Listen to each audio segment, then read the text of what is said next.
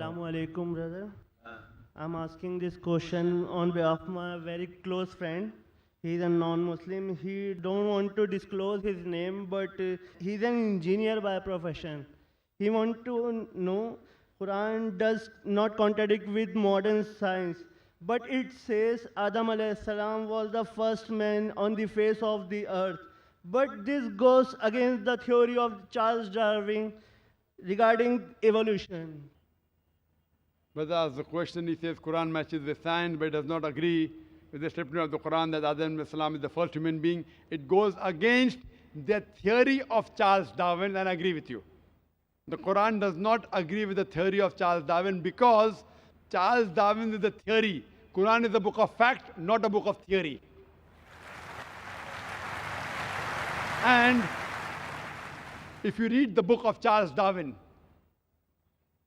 The Origin of Species, it says that Charles Darwin went on the ship by the name of HMS Beagle, which went on an island by the name of Calotropis. And he saw birds pecking in holes and niches.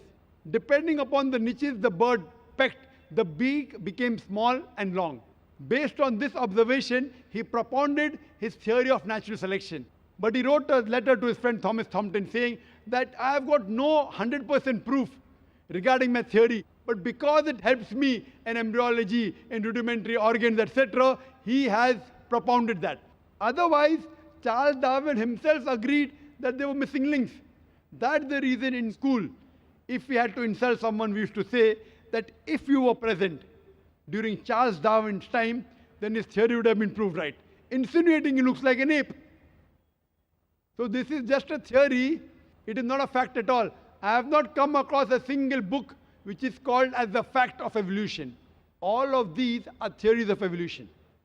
And furthermore, according to P.P. Grasset, he says, it is letting our imagination run too wild just based on few vestiges that we are assuming that we have been evolved from apes.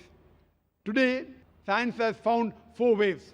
First is Australopithecus from the Ice Age, then Cro-Magnon, Neanderthal man. All these, what science has found, there's no link between them. And there's no proof that we have been evolved from ape. And according to Francis Crick, who's an expert in molecular biology, he says it is absurd just based on DNA to assume that our forefathers were apes. It is just an assumption. There are hundreds of scientists who have written against Darwin's theory. Darwin's theory has been proved false long ago. Now something has come on the internet recently, okay, Darwin's theory. These are just hypotheses.